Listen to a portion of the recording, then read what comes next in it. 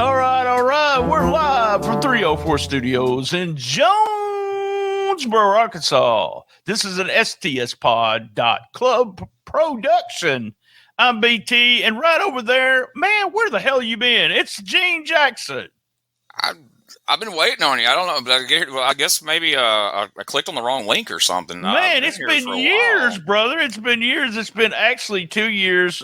We sat down and released the episode in May the 18th, 2021. You were part of all episodes of Memphis in May, which was the 4th annual, where we did I don't know if you remember this, St. Valentine's Massacre, because it was in Memphis. So we reviewed it and we answered, was it really that good? And that's what we're going to do today. Real quick, let me get over some information and some business.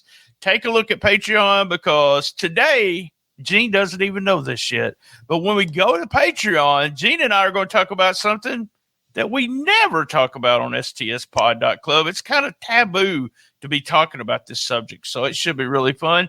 And also, subscribe. We got a big prize package. It's all Memphis Wrestling merchandise. There's a Jerry the King Lawler Funko Pop.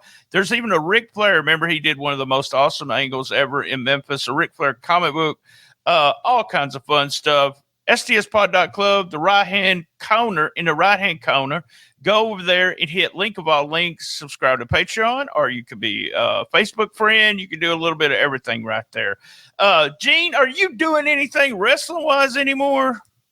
Did you get me with one of those? You didn't know I was recording bits again. Kind of, sort of, not really. We've dropped the Cheap Heat podcast for a variety of reasons, but I'm all into stand up now, and I've gotten together with some friends, Delbert Jenkins, Buck Jenkins' cousin, also known as Steve Pleasing in the wrestling world. Wes Sears, a huge wrestling fan and friend of mine from around the area, and Shane Knowles, professional wrestler and longtime promoter of Peach State Wrestling. We have come together and formed Main Event Comedy. We do shows the third Saturday of every month in Anniston. We're starting to branch out and do shows in other places now. But we have converted everything that was previously Cheap Heat TV is now Main Event Comedy. We have a YouTube channel. We have the Facebook, as you can see right below my name. And a lot of good stuff coming up there through Main Event Comedy. So please check it out, follow us, and have a laugh or two. It's really good. I follow you on TikTok and watch the videos there. I try to watch at least every new stuff, the new ones that you put out. My TikTok following is not that good, but I get a ton of response off of Reels. Or YouTube's pretty good too when it comes to the small videos. But I love the idea of being able to just tell a joke, listen to the joke, get on with it, just the same way I do all the other stuff. We had a reel recently, real quick for you, because you said about reels. We had a reel where me and Delbert and Xanders did commentary over like a really bad Alabama wrestling show, and two guys were trying to do a spot. Not really sure to this day what they were trying to do. But they kept whipping each other back and forth and screwing it up. I saw that. That got over 40,000 views. Somebody shared it on the Cult of Cornet and Cult of Kayfabe, and it just kept getting shared around. And it's got a few thousand views in 2 or 3 different places. But on the Facebook Reels, last time I checked, it's got like 43,000 views. You went viral, man. You went viral with that one. Pretty cool. I thought that's awesome. Yeah, that's really awesome. It's really scary that we see that many people listening or touching our stuff. It's kind of crazy. And it's also kind of upsetting that if you put something of bad wrestling, it will get shared around. But you can put, hey, this is the best match I've seen in 2 years of some really talented people on something local. 100 views. Shit. Very much so. Very much so. All right, we're here today, and we're going to talk about, was it really that good? And I remember this angle with the Snowman. I remember it just being one of those things where you're watching Memphis Wrestling, and he walks out, and you're kind of in shock. I mean, the Snowman had been in Memphis before. The Killer was his gimmick then, and Kenny D. Do you know anything about Kenny D? So I actually like Kenny a lot. I just remember him being around, but that's one of the guys that I've never really, in all my years since of studying all this, I've never really gotten any insight on him of kind of who he was or how he came to be a part of any of it. I went to one of the old message boards, and no one really had any kind of information even back in the day about him. I always liked Kenny D. He'd say something like, "Don't worry about it," what D stood for and stuff like that. But he managed the Killer, and who is the Snowman? Killer with the mask, and he. The Killer actually left Memphis. Did he leave Memphis, then go to Mid-South? Did Bill Watts see him then? I'm trying to think of what the time frame on the Killer was. I'm thinking Mid-South had to have been first because Mid-South... the Killer was 1986. He came in. Oh, yeah. Because Snowman and Mid-South would have been... Because, his big match... Is it 85? Yeah, you're right. Is it 85 against Jake with Muhammad Ali in his corner and all that jazz. So, yeah, it was definitely before. And so Bill Watts saw this guy, this big, muscular black guy, and I'm probably going to delve into this a little bit. There ain't no little bit to it because that's what this whole angle is about. And I want to thank Brano Lasto, who's our Patreon member. He's the one that asked, what y'all think about the Snowman? But he saw this big guy, and he was trying to find somebody to take JYD's place, right?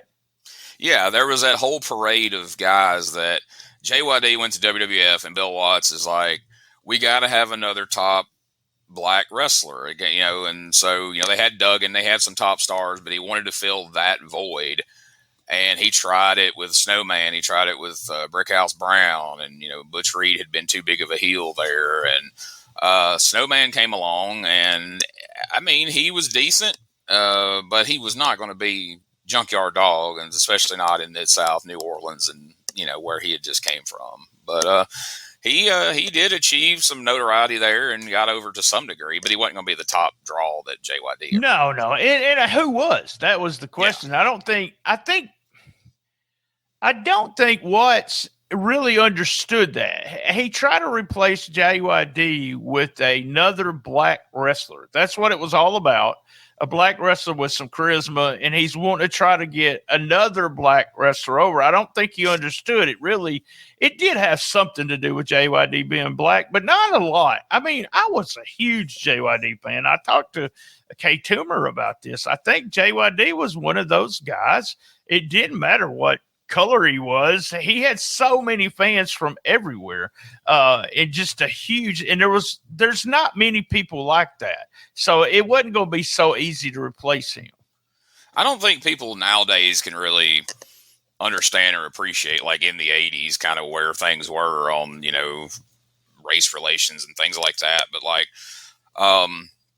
I think he's one of the first, black wrestlers to really transcend. And if you go back and watch, whether you watch Mid-South, Mid-South or WWF or any of that from the time when he come down the aisle, everybody was on their feet. It wasn't just like, hey, all the black fans and a handful of the white fans. Like, no, everybody loved that guy, and he was God in New Orleans, So, yeah, I think he was one of the first, black wrestlers that really.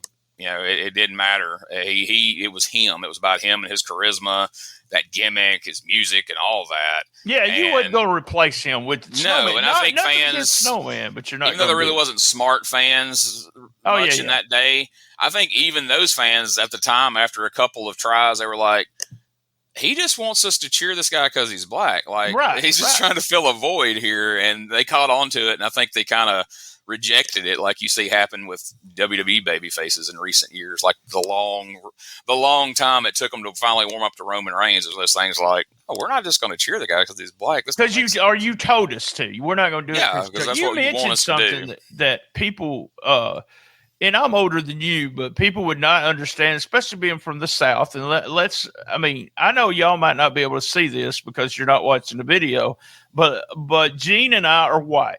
Gene, I know that's a huge shock. Well, if we're coming out, then yeah, I am. It's not something I've talked about or really admitted, but yeah, I mean, if we're just going to out ourselves here on podcast, yes, I am in fact. And I want to say this, Gene. I've said this before in a group of whoever. I do not know the problems that a black male, a black female would go through in the South during the 80s. None of that stuff. I don't know. I understand it to a certain extent, but I can't. Here's the deal. At that point, even me as a kid going to wrestling in the early 80s, I went to a place in Blythe, Arkansas. And the reason I bring this up, because I want you, and when we watch this interview in this angle, you're going to know why I keep bringing this up, because that's what it's about. It starts out about race. But when I went to Blythe, there was the ringside seats. There was bleachers kind of behind the ringside seats, bleachers over here. But there was a section over here for all the black people. They weren't I don't know. They got general admission tickets and they sat over here. They never sat in ringside. They never did anything. Also at my high school, during pep rallies or anything that the parents had to come, there was a section of the gym that only black people sat in. Yeah. So did you see a lot of that? Now this is the 80s. This is 81, 82, 83, 84, during that time. I grew up in a town with a very large black population, and it was almost like they were, segregation wasn't still a literal thing, but it's like they just people kind of stuck to that, and like, when I was in high school, like if a black person and a white person dated, it was news all over town. Like, it was almost gonna be in the paper that week. Like, people don't realize, for all the talk people say about, race relations and issues we've had in the last 10 years, it's nothing compared to what it was back then. And so that's because that, mindset, especially in the South, was still kind of there, even if it was kind of everybody's own choosing. That's why a guy like Junkyard Dog, who people was just like, reacting to, like say from those different sections, they got the same, he got the same reaction from every section. It was pretty amazing to see. And I'm sure for somebody like Watts was kind of like, wow, how did that even happen? And his mind's like, okay, well, all I got to do is push a black guy just like I do the white guy, and he's going to get the same reaction. And then turns out, no, that's not necessarily true. But yeah, you're right. This is really, I don't want to get ahead of anything, but this is a strange angle to go back and watch, because for context, this is 1990 when Snowman returns and this angle happens on television. That you didn't have the internet. You had a very, very minute section of smart fans who read dirt sheets, who really, I was part of that. So yeah, we're looking you were one of those guys. We're looking at 80s. There were people that are like, I know this ain't real, but they didn't know how or why or any of that. So the way this all transpired, to go back and watch it now, being my age, knowing that I saw it back then, thinking about how I felt about it then compared to what I know now, it's a very, very bizarre angle how they booked it, because it was almost catering to smart fans, because it's like they did everything down to the matches they had a certain way, very different than any of the work stuff.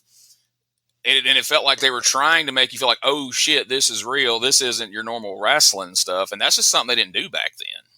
You're right. I never thought about that, but they really did. That they were doing this angle, like you said, kind of tailored to the smart crew of people that were watching it. But I think mainly because Memphis being Memphis, and what he did to all right. So he left. He was in 86, left, went to Mid-South, came back. He tried to get a job back with, called Jerry Jarrett, Eddie Marlin. This is all in this interview also. But in Lawler, he even says, I called Lawler. Well, he tries to get a job back for Memphis Wrestling, and they say, no, we don't want you, because number one, he was green as grass when he left. He left on without notice.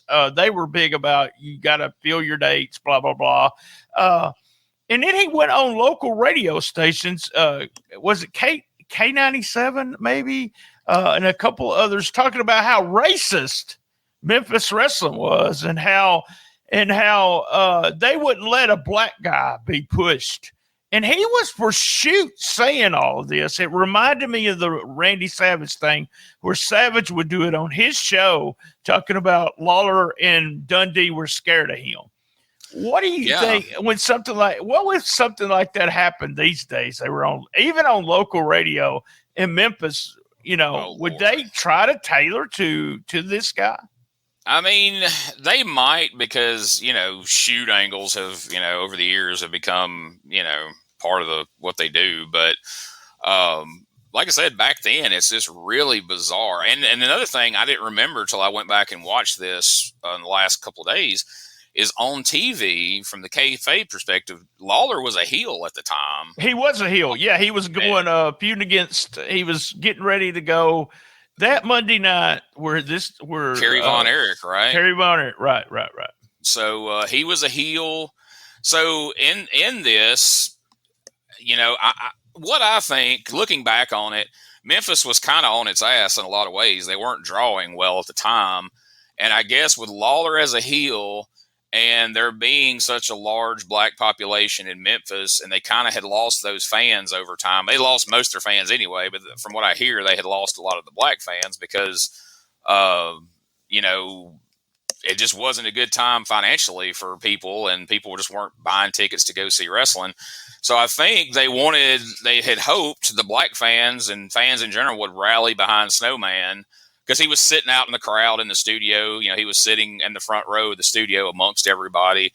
And I guess the hope was that they would rally behind him and come to see him take the title from Lawler and take down the racist Eddie Marlin and Lawler. And we'll talk about this a little more once you show it, because everything about this is really strange. Like, pay attention as you're watching this to Eddie Marlin in this. The way he well conducted done. himself is very weird. Yeah. And I want to tell you, when we get back, I want to tell you my reaction to this back in the day. So I remember actually talking to Meltzer about this because I was Meltzer's snitch for Memphis Wrestling, and I remember talking to him about this. So here we go. Let's watch this. Hopefully we won't get into any copyright trouble here. That he was no longer a champion at all, and that I was the true world heavyweight champion.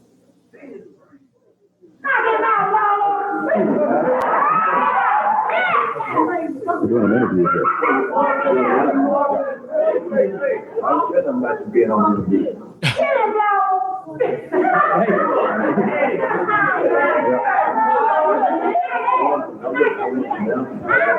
Right now.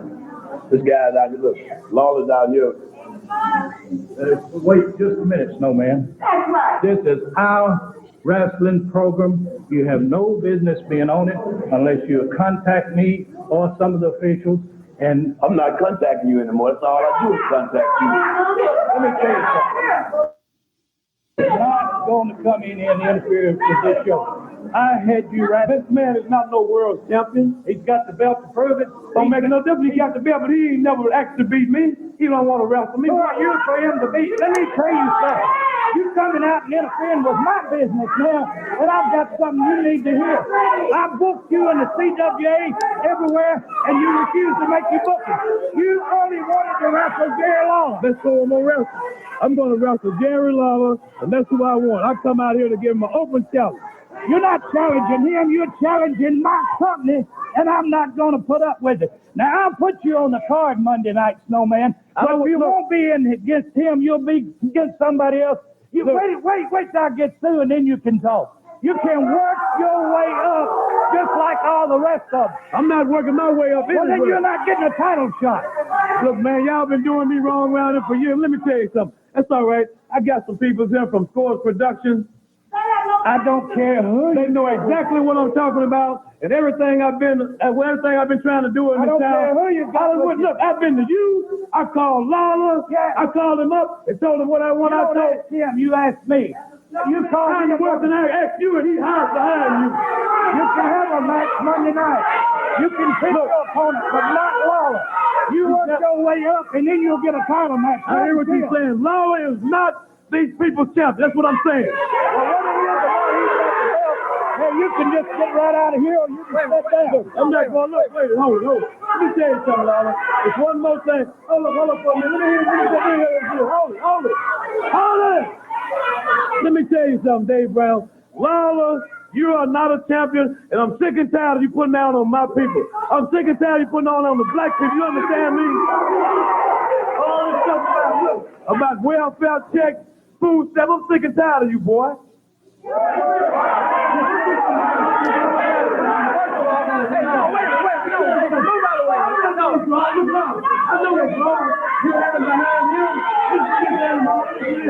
You know what it is, Lord? It's because I'm black, that's all. You're trying to make it racial where you get all the blacks on your side. But all the blacks are not on your side, Snowman, because we've got black wrestlers.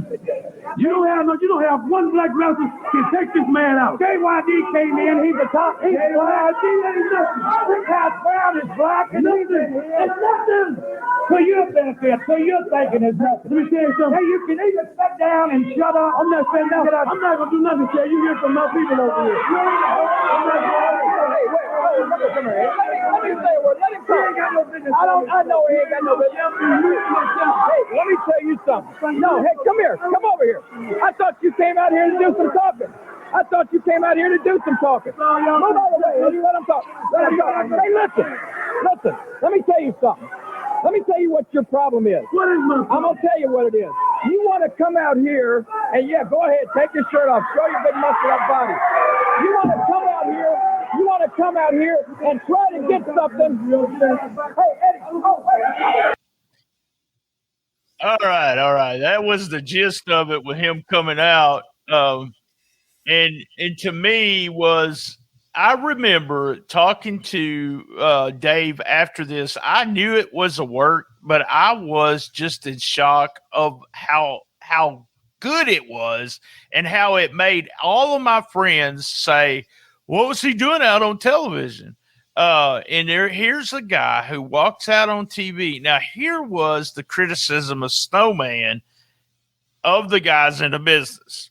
All right. There is a certain type of guy in the wrestling business that believes his hype. He believes that when he beats somebody, he actually is beating that person. And you're thinking to yourself, and Gene knows this, but if you're listening to this, you're BT, that's ridiculous. It's all the work. No, they think they're the reason they're champion. They've got that belt.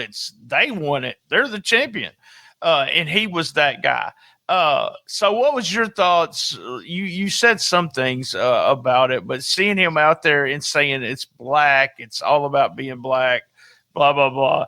Now, that in that time period, you could accept that. There's something we didn't say a few minutes ago is during that time period, this angle for sure could be real because there's all kinds of undertones about blacks and whether they got the push they deserved in Memphis.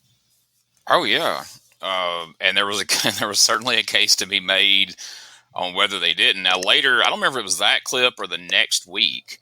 But at some point in there, the only thing I didn't like about it, watching it now, I'm always frustrated in angles where there's all this yelling going on and you really can't make sense of a lot of it. But then again, that helps put over the fact that it's not, supposed to be happening or whatever. Right. But at some point, Lawler points out, King Cobra beat me for the title. He's black, so now what? Oh, yeah. I didn't play all that, but yeah. It's kind of like, you kind of throw that out there. But I got a black friend. I can't be racist, so it was that old thing, And so it was very, like I say, in the time period, it was an interesting way to go about it because with Lawler being the heel, it could by design, rally, black fans be like, hey, I want to go out and see this guy beat Lawler because Lawler's, being an asshole these days and, we're behind Snowman. But then it also, deep down, people love Lawler. And deep down, a lot of people in that time frame especially were just like, hey, I'm going to support the white guy, So, like, you're also kind of messing with the dynamic of his heel run because there was going to be people like, who's this guy to come here and call Jerry Lawler racist, And he's calling my favorite promotion, USWA, a bunch of racists, and they're holding down the black guy and all this crap. So it was a lot of weird dynamics going on. Watching it now from a different point of view than I did back then as strictly a fan, as somebody who's been on shows and ran shows and different things. Eddie Marlin, I don't know, like at times, like he needed to let Lawler handle it more than he was like bowing up on Snowman. I'm like, okay, why was Snowman not just knock his old ass out at this point? Like he's getting way too, it seemed to me that either Eddie Marlin's a lot better actor than I gave him credit for, or he actually got half hot a couple of times during that whole ordeal, because he seemed to kind of literally take offense to some of the things that Snowman was saying. But I think it was a pretty smart angle for the time, because they needed something that was going to draw. They needed something different, and for the people who were somewhat smart or kind of bought into like, oh, this ain't supposed to happen, this is some guy that's really showing up, it might make you go buy a ticket that week to see, hey, what's going to happen. I agree. And I agree 100%. And you mentioned something talking about the white people would then start, with Lawler because it was a black guy. I'm going to take a quick commercial break here. If you're doing the video, you don't see a commercial, and then we'll be right back. I'm going to tell you why a lot of white people jumped on Lawler's bandwagon here. So right after the commercial break. All right, we're back. I want to bring you into I want to bring you into a white Southern household in the 80s. Come on, Gene. Come on in here. My dad was the biggest racist ever. I'm sorry. I'm just going to tell you. He was a huge racist. He said the N-word all the time. It's one of the sweetest guys you'll ever meet, but he was a racist, all right? So if he was interpreting this and watching this, the Snowman was a troublemaker. No black man should come on to that television show and tell them how to run their show. He was a troublemaker, and troublemakers shouldn't be rewarded. And that's why you had a lot of the white fans jump back over to Lawler. And it kind of didn't work as good as they thought it was going to work, kind of thing. Plus, they didn't know this guy, or if they did know him, he was the killer last time he was here. He was a heel. I don't know. He didn't come off like a star. He didn't come off like somebody for them to really get behind, other than they're just going to be like, hey, this black guy's getting done wrong, I'm getting behind him. And that's just not a fight most white people were picking up back then. I know in recent times, you had a Black Lives Matter rally in Coleman that was all white people, but that wasn't happening in 1990. No, not at all. Like I said, yeah.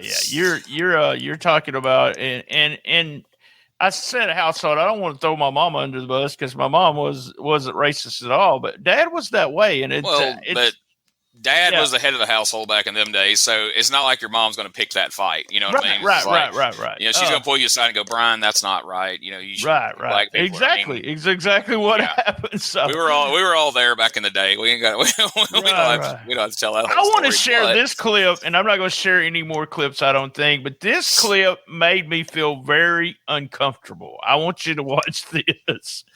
This is part of the angle. And as soon as I start playing it, you're going to realize what I'm talking about making me feel uncomfortable. Go ahead and talk. Well, like I said, I really don't have anything to say. It's just, why you don't have anything I've wrestled in this organization, I've wrestled in other organizations, and belts and matches are won in the ring. Let me ask you this. In the length of time you've been with the CWA, the USWA, anytime, anywhere, any place, and be honest with me, because there's millions of people watching, has anything ever come up that would be, in your mind, racially motivated? Just answer truthfully. Don't lie. With the organization, no. Every individual have problems with another wrestler, but with the organization, no. So that part made me feel uncomfortable because I really like King Cobra. I've met him a couple of times, super nice guy, but it made me feel uncomfortable. Like, was he going to actually say, oh, yeah, they treated me, they were racist against me. What do you think he was going to say? And he came off in this angle as token, as in, look, like you said, look, here he is. He's our best friend. There's no way Memphis Wrestling could be racist because, well, we made him champ. That was almost like that's what they said. It's like Eddie standing over, like, tell him how good we treat you. Tell him how we've never been racist to you. Go on, tell him. Right, you like your job, don't you? I just felt real uncomfortable. Here's another aspect, and let me know if I'm reading too much into this or if you felt this way too. But here now, beyond the promos and the angles on television, where I felt like they're also trying to work the people who are smart and think they know better. If you go back and watch the Jerry Lawler Snowman matches, at least the ones that are on YouTube, they did not work those matches like your normal wrestling match. They didn't circle each other, lock up, and do all the normal. They tried to work it like a half-ass fight. I mean, you go watch it. They just come out like they're boxing at the first. They're swinging punches. They're taking each other down in grapples. Like, it looked like early UFC. Well, poorly executed early UFC type stuff. They did not have a worked. I mean, it was worked, but they did it in a way to make it look like they weren't cooperating, like they were trying to actually. Oh, that's fight, exactly what they wanted to do. Wrestling match, because then you can turn around and watch another match where like Snowman's wrestling Jeff Gaylord, and it looks just like any other match on Memphis TV you've ever seen. 5 stars, by the way, 5 stars. And then you go watch Lawler and Snowman. This is a completely different animal, and I've always, like, I didn't really put that together at the time, but looking back on it, I always hated angles to this day that they handle differently to where you're supposed to go, oh, but this is real. This is real. The other's not real, but this... Yeah, you cheapen everything else on the card because, like, oh, that was all wrestling crap. Oh, they're really fighting, and it looks like crap most of the time. And then, of course, later you have the Leon Spinks aspect of it and all this. But we have 3 matches with Snowman. He actually wins the title after the 3 chances. Wins the title from Lawler Unified title. He's the champ. He does some more matches. I think he wrestles Lawler one more time that year, and then he does a couple matches. One with Brian Lee, and then Lawler goes feuding with somebody else, and then he just disappears. He just fucking leaves. He's gone. And on from August 13th on, he's gone. We don't see the Snowman any. Marlon, I had this queued up, but I'm not going to play it. Marlon comes out and says, hey, we don't have a champion. But you know this story, right? That the Snowman went back to the radio stations with the title and tried to tell everybody that he went and beat up the white man, but they're still racist and they won't book him anymore. And this is this lore? Is this just fables, or is this shoot? He sold the belt at the pawn shop. He pawned it off, and the rumor, I guess I can't get in trouble because he's Eddie Crawford, the Snowman, has passed away. But it was rumored he did it for drugs. That's what I was told. I was going to say there's 2 different versions. Okay, tell me the 2 different versions. Google Snowman Unified Belt or whatever, you'll see messages from various message boards. But there's one version that Snowman went and pawned it at a pawn shop in Memphis. And there's another version that he actually went to a well-known crack house in Memphis and traded the belt for a bunch of drugs, and that Lawler himself or he sent someone who went and bought the belt back from said drug dealer or pawn shop, whichever version you believe. Then there's another version that he kept the belt and eventually he sold it to Milliken or traded it to Milliken, and that's how Milliken ended up with it again, which is how Lawler ended up with it again. In later years, like, because when I was wrestling in Corinth in like 1999 to 2000-ish, Snowman came and worked a couple of shows there.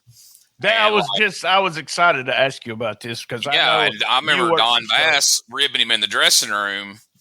There was Rodney's CWA title sitting over there on the table, and Don Bass was like, "Y'all better put that up. Eddie will go pawn that thing." And then Snowman was like, "Oh, shut the hell up, Donnie. You know I didn't do that. You know that wasn't true." And then everybody just started, like, because it was him and Brick and Doug Gilbert, and I think Tommy Gilbert was there that night, and they all just started laughing. So at that point, I'm like, okay, are they laughing because they know it's not true, or are they laughing because they know because they know it's true? Happened? Right. But it was interesting to see that referenced by like 5 guys who were big time Memphis guys. He was all there for it, you know, and in the middle of it all. Did he seem to be working with you guys? Was he working? Did he have any problems on the show? He was only there for a couple of weeks. He was super nice. Like, he shook everybody's hand. He was really polite, and I mean, nobody had any problems. I forget who he worked. I think he worked Brick House, because Brick was heel at the time. I think he worked Brick House once or twice, and maybe did something with Doug. I don't really remember, because, you know, we're downstairs in that dressing room. You really didn't watch the show, so I don't remember. But because when they said, hey, Snowman's going to be here next week, I was like, oh, man, what's this going to be? You know, like, is he going to have a chip on his shoulder? Does he have an attitude now? Or like, but he was really, really nice guy. Because like you said, I remember him, you know, he went on those radio stations. There were commercials coming on TV of him with the unified belt doing commercials I for forgot all about that. He did loan places and stuff, yes, whatever it was. You know, yes, like I forgot about that. Yeah, he made a big deal. I'm assuming, though, if you believe everything you've heard about him, and going back to what you said earlier about how, you know, he believed he really won it. I mean, however you make that work in your head, you know, they called a finish and you walked out the champion, but. I'm guessing probably when it came time to drop the belt, that's when he stopped showing up, because, you know, Eddie Marlin in that speech on TV said, you know, he missed 6 scheduled title defenses, and the story's always been that he just all of a sudden stopped showing up for bookings. He just quit. Yeah. I'm guessing they're like, hey, man, it's time for you to drop the belt. And he's like, no, I just won't come back. They did the thing with Leon Spinks. Leon actually did a thing with Lawler. Right after that, Snowman was part of some of that out there with Leon. Leon was sitting in an interview. Hey, Leon came to Jonesboro, Leon Spinks, and I never got his autograph. I cannot believe that. Was in Jonesboro on that Saturday before Monday night. So after they found out he was going to be there on the Monday night, he came to Jonesboro to practice, really, to see what the crowd would do and everything. Got lots of heat in Jonesboro, but it was that flip-flop thing. You don't want to cheer Lawler because he's a heel, but are we going to cheer Lawler? I reached out to Jeff Osborne, who does some stuff with Lawler on a regular basis, and did Cassette Wrestling News, and he did some UFC stuff. It was not UFC, but yeah, he did work for UFC one time as a commentator. I'm trying to think of what else. Hook and Shoot. He did Hook and Shoot in the Evansville Coliseum.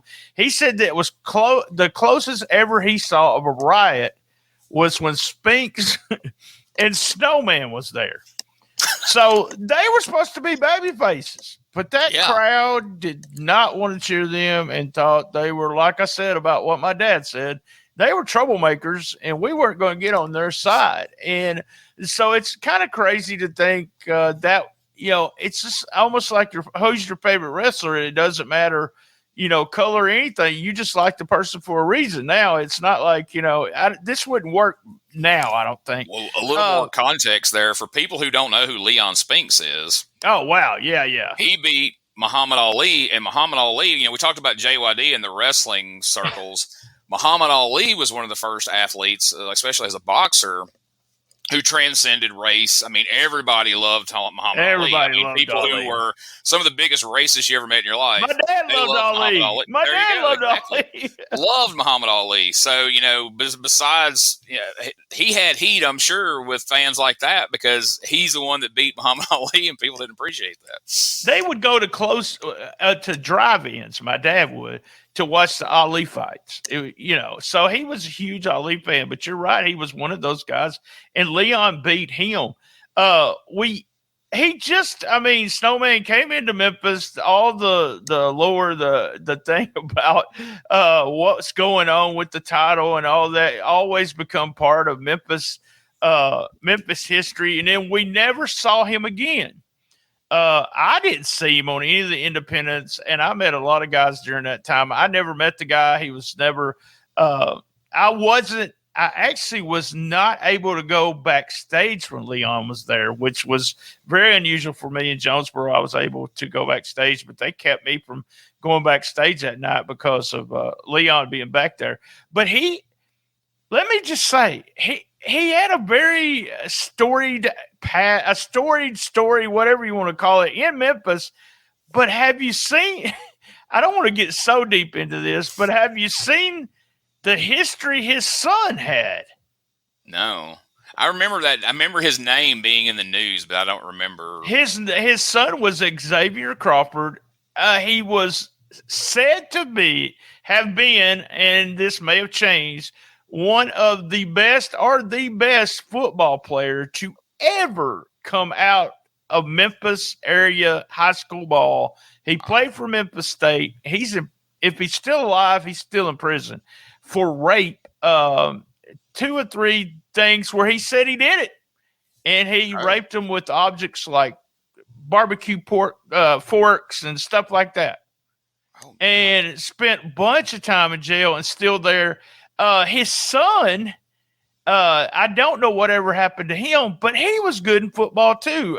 Xavier's son. Xavier was the X-Man. Do you remember that? Do you remember the X-Man, Xavier Crawford? I know you're not a sports guy, but no, I'm not. But I do remember. Yeah, like I say, I remember that being in the news and hearing that. But it was just, and it's just one of those things where it's all this stuff was going on. Now, I wanted to ask this question before we ask the question, because I loved this angle as a kid. And so you're talking about 1990. I was 22, 21, 22, 23, something like that. So I was kind of in the business because I thought I was anyway, because I got the sheets. But I took photographs. But there's always been this underlining in I know if you're not from the Memphis area and you haven't worked around the Memphis guys, you've never heard this, that some of the guys that are in Memphis wrestling are racist.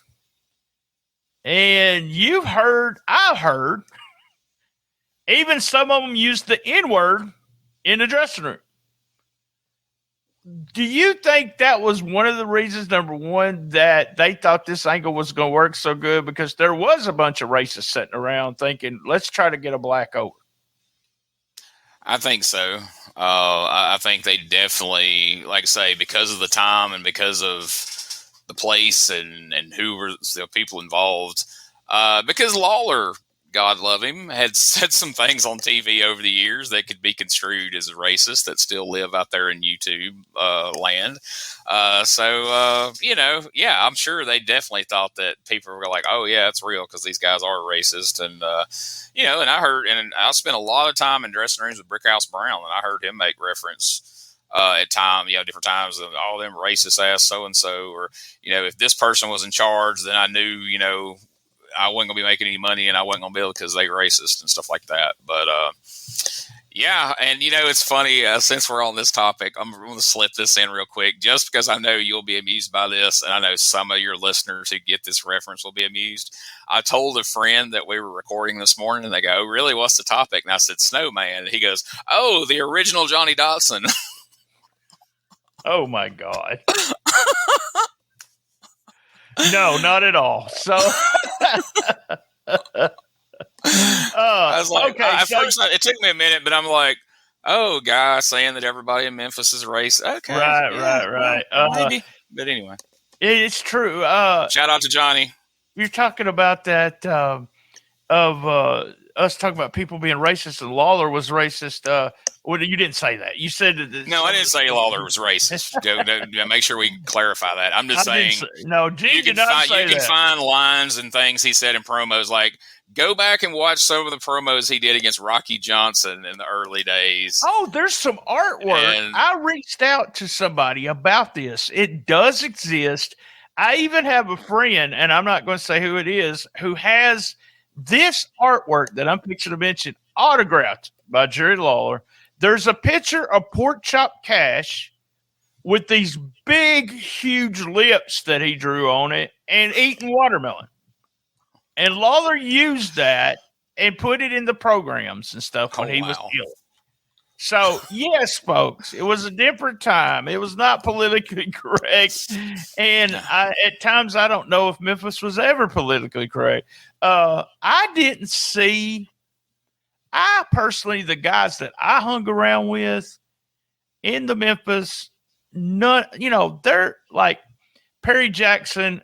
He wrestled as Action Jackson. He hung around. It was me, him, Dutch, Undertaker, and let me see. I don't know. There was a guy that worked as a sheik, something that was all. We were all together a couple of times, but there was never that he's black, I don't like Perry, or something like that. Yeah. Perry and Undertaker were like best friends, still best friends. I think he was in Undertaker's wedding.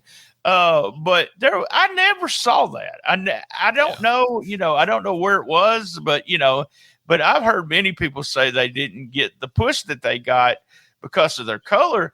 And I want to agree with them to a certain extent, and I keep saying you and I know, but there's things that me and you know that people are listening to this have no idea that they didn't push anybody. Jerry Lawler, Bill Dundee were the stars. They pushed Jeff Jarrett, Brian Christopher, and maybe PG-13. And can you get a common denominator with all three of those people? They're Lawler, Dundee kind of thing. Wolfie D just got lucky. It's not race, it's nepotism. It's not. Yeah, it's called nepotism. And that was the last people. I said this many times. The last people that were ever pushed in Memphis Wrestling, Kevin White, and when I started the website, got a really good push against Dundee once, and he got almost 100,000 people watched that TV in that angle for like 2 or 3 weeks in a row. But I mean, it wasn't like a long push or anything like that, but they didn't push anybody. So you can say they didn't push white, they didn't push black, they didn't push anybody. So, I mean, I agree they didn't push black guys, but they didn't. The thing with King Cobra, and I'd have to talk to King Cobra. I'd like to bring him on and talk to him. I do know he was very happy when they put the belt on him. He felt as if it was an honor.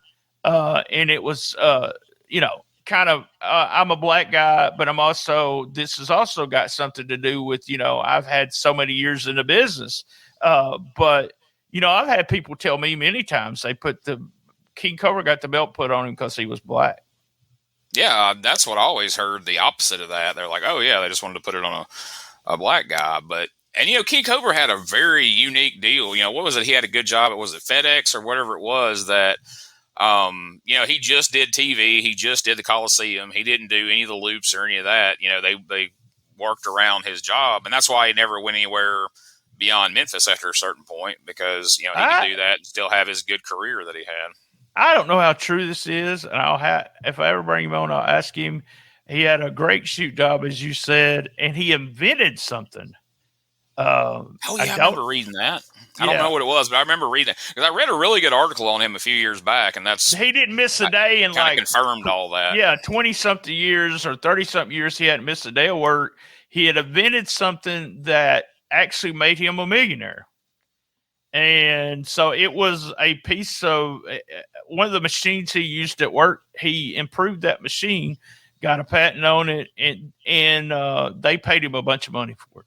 But cool. Man, if he's one of the nicest guys you will ever meet, so humble, and as Dustin's told the story, is they walked in the Wrestle Center when they were putting the Wrestle Center together, and all these guys are cleaning up the Wrestle Center, the posse and everybody, they're trying to get it ready, and he's right there with them. King Cobra's right there with a broom in his hand, helping get it all cleaned up. And they was just like, man, you don't have to do this. You go, yeah, it's got to be done, kind of thing.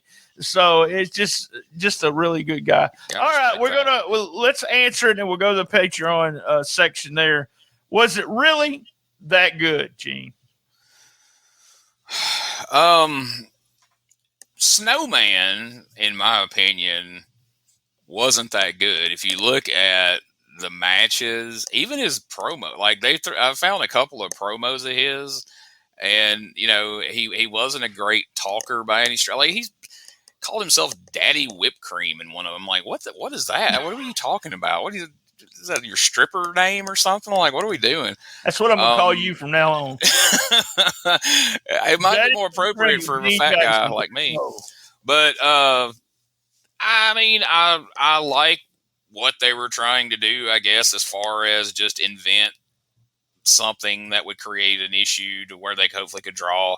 Me personally, I don't think it was that good. I didn't enjoy all the yelling and bickering in the promos, and I wasn't a fan of it then, and going back and watching it again, like, no, not really a fan of it. I was a huge fan of it as a kid. I thought it was, and part of it was because I was going from being just a fan for so many years into being a smart fan, getting sheets of all kinds and reporting today, Meltzer.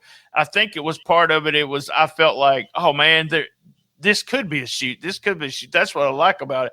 I still like it, but it really makes me feel uncomfortable a couple places. And I don't know if it makes me feel uncomfortable because of that I'm older and I've lived through a lot of stuff, or it's just the idea that it was just, even then, it was just so wrong. I mean, and not wrong in the sense that, let me rephrase that.